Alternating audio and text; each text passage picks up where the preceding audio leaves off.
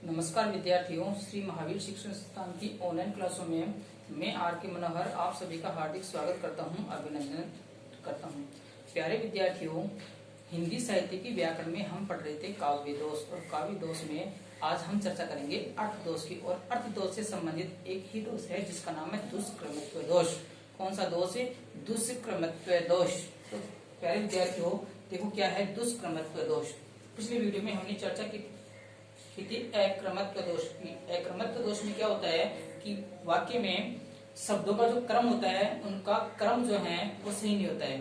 शब्दों में, ये वाक्य में शब्दों का जो क्रम होता है वह सही नहीं होता है। यहाँ पर दुष्क्रमत्व में जो है क्या होता है कि यहाँ पर शास्त्रों के विरुद्ध कोई बात कही जाएगी, शास्त्रों के विरुद्ध या परंपरा के विरुद्ध कोई बात कही जाएगी। तो सबसे पहले हम बात करेंगे अर्थ दोष क्या है। अर्थ दोष देखो नाम से स्पष्ट हो रहा है कि जब काव्य का अर्थ ग्रहण करने में बाधा हो, जब काव्य का अर्थ ग्रहण करने में बाधा हो वहाँ अर्थ दोष माना जाता है। या हम यूं कहें कि जहाँ काव्य का अर्थ जो है आसानी से समझ में नहीं आए, जहाँ काव्य में अर्थ जो है ग्रहण करने में हमें परेशानी हो, अर्थ जो है आसानी से समझ में नहीं आए, या हम यूं कहें अर्थ ग्रहण करने में जहाँ बाधा हो वहाँ अर्थ दोष होता है। कौन सा दोष होता है?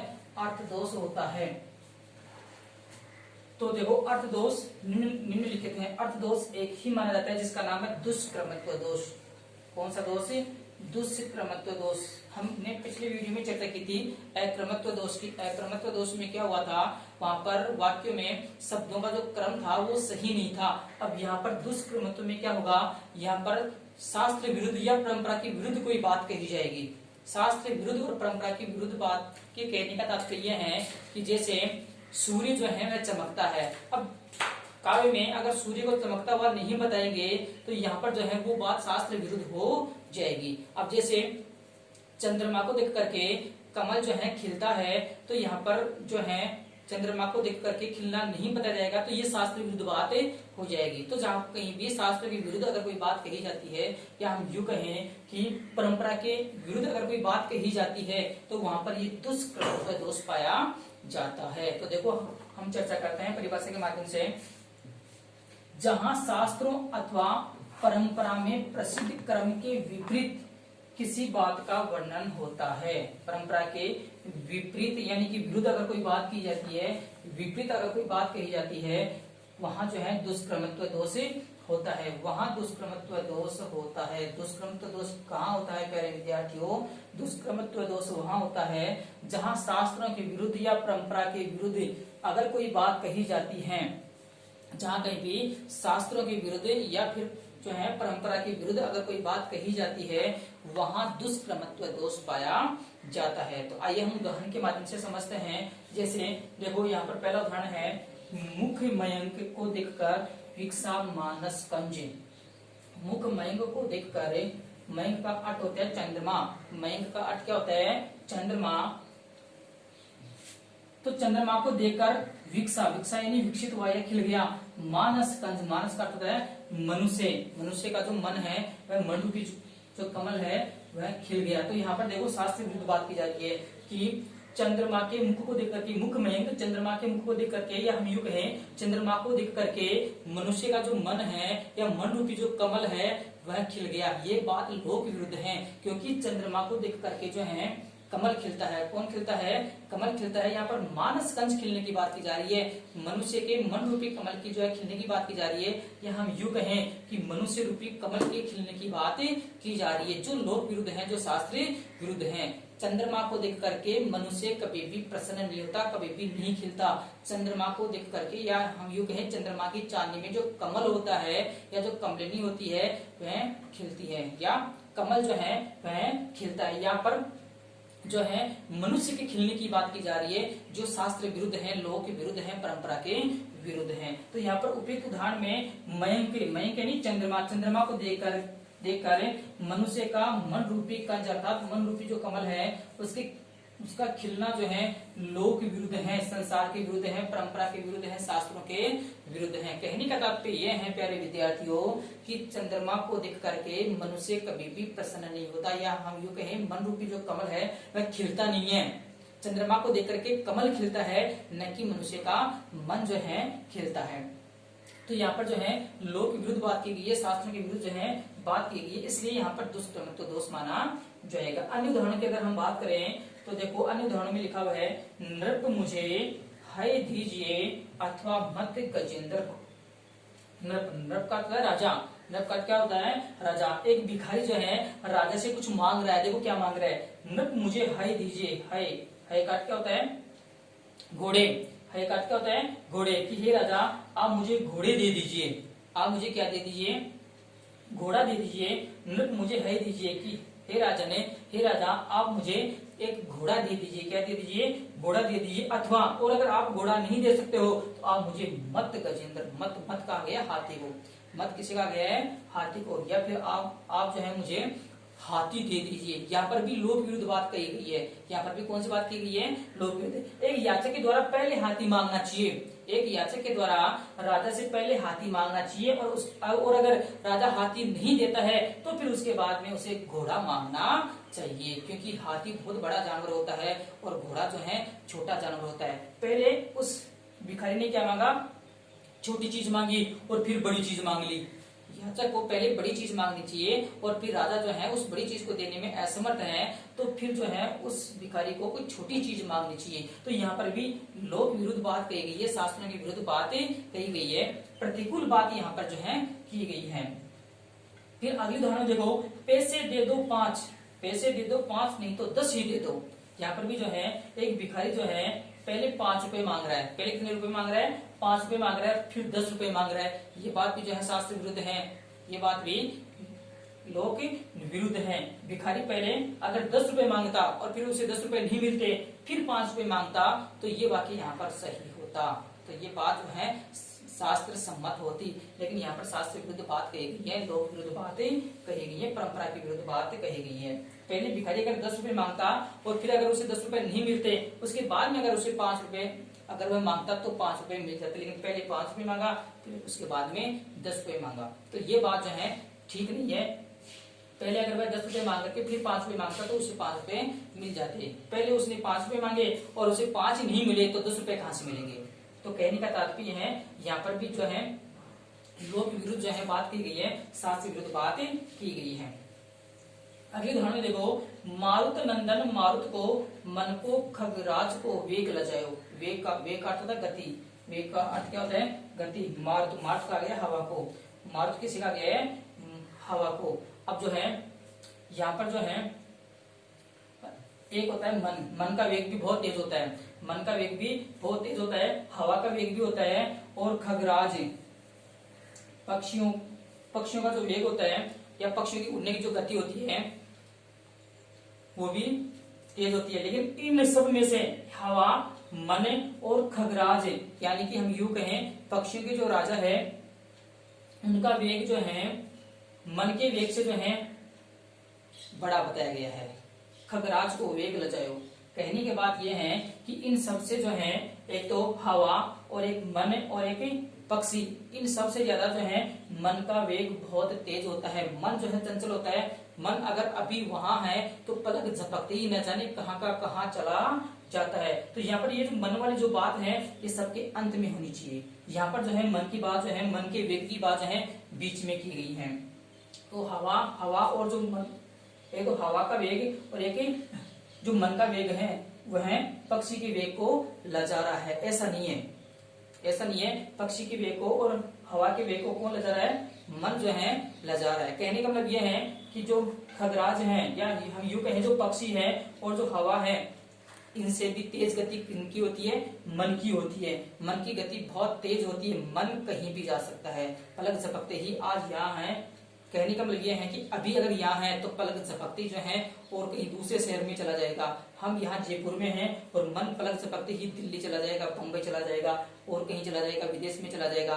तो इस प्रकार से मन की गति को यहाँ पर तेज नहीं बताया गया है। यहाँ पर तेज बताया गया है खगराज और मारुत को, मारुत यानी हवा को। तो इस प्रकार से कहने का तात्पर्य यह है कि यहाँ पर सबसे ज्यादा वेग जो है न तो हवा का होता है और न ही पक्षियों का होता है। सबसे ज्यादा वेग जो है, गति जो है मन की होती है। किसकी होती है, मन की होती है। इसलिए यहाँ पर मन को जो है बीच में लिखा गया है, बल्कि अंत में लिखा जाना चाहिए। कहने का मतलब यह है कि जो हवा है और जो खग है, यानी कि जो पक्षी हैं ये जो है इनका वेग जो है मन से भी कम होता है। सबसे ज्यादा वेग जो है गति किनकी होती है, मन की होती है। तो यहाँ पर जो है लोक विरुद्ध जो है बात की गई है। कौन सी बात की गई है, लोक विरुद्ध जो है बात की गई है, या हम यूं कहें शास्त्र विरुद्ध बात की गई है। और प्यारे विद्यार्थियों अब अंत में जो है चौथा जो भेद है काव्य दोष का वो है रस दोष। कौन सा दोष, रस दोष। प्यारे विद्यार्थी देखो नाम से स्पष्ट है, किससे स्पष्ट है, नाम से स्पष्ट है, रस दोष।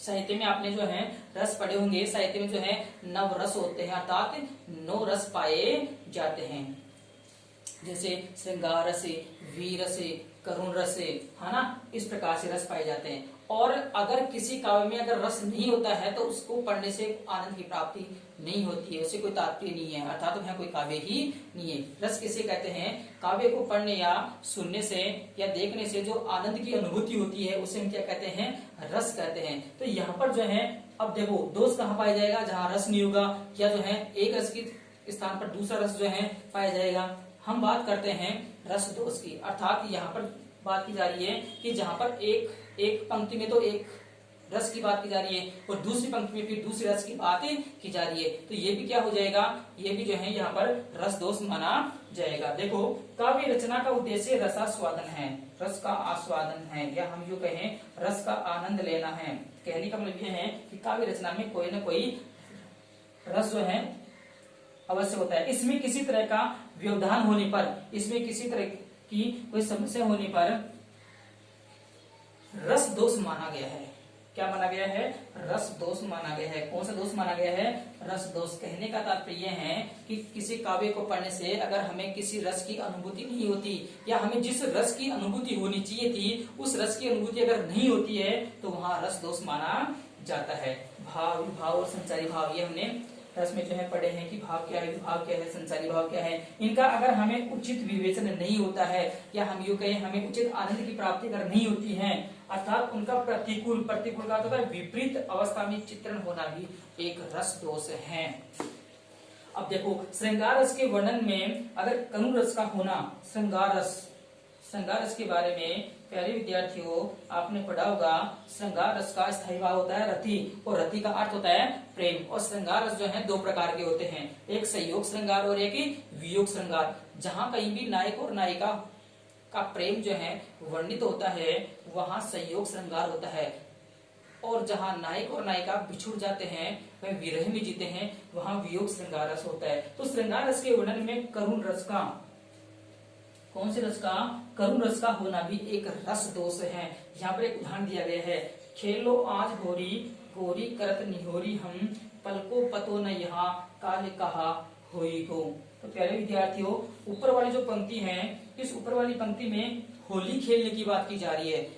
क्या खेलने की बात की जा रही है, नायक और नायिका के द्वारा होली खेलने की बात की जा रही है। तो यहाँ पर ऊपर वाली पंक्ति में श्रृंगार रस की बात की जा रही है। कौन से रस की बात की जा रही है, श्रृंगार रस की बात की जा रही है। लेकिन नीचे वाली पंक्ति में यहाँ पर श्रृंगार रस की बात नहीं की जा रही है, यहाँ पर करुण रस की बात की जा रही है।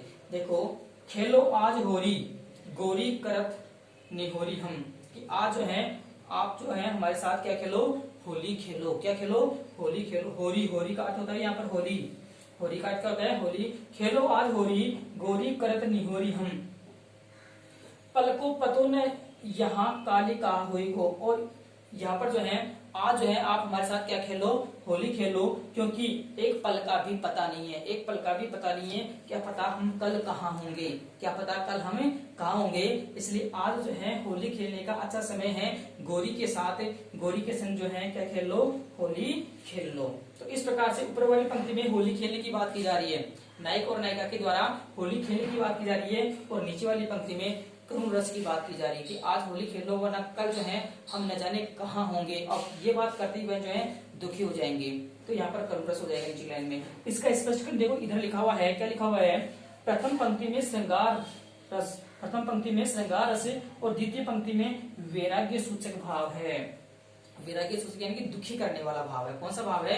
दुखी करने वाला भाव है। ऊपर वाली पंक्ति में खुशी प्रतीत हो रही है, खुशी प्रकट हो रही है, और नीचे वाली पंक्ति में दुख प्रकट हो रहा है, अर्थात ये वैराग्य सूचक भाव है नीचे वाली पंक्ति में। इनको एक साथ नहीं रखा जाना चाहिए, इन दोनों पंक्तियों को, या हम यूं कहें नीचे वाली पंक्ति को ऊपर वाली पंक्ति के साथ अर्थात श्रृंगार रस के साथ नहीं रखा जाना चाहिए। कहने का मतलब यह है कि श्रृंगार रस के साथ यहाँ पर जो है इस करुण रस का जो है